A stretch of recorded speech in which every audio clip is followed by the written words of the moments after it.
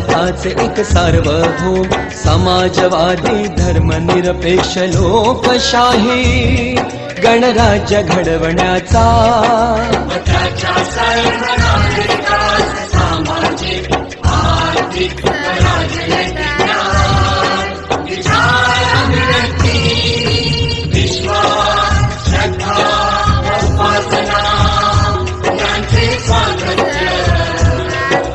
दर्जाची व संधीची समानता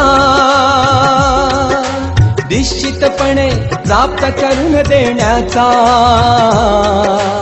आणि या सर्वांमध्ये व्यक्तीची प्रतिष्ठा बळाची एकता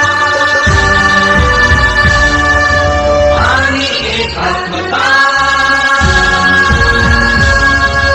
यांचे आश्वासन देणारी बंधुता प्रवर्धित करण्याचा संकल्पपूर्वक निर्धार करून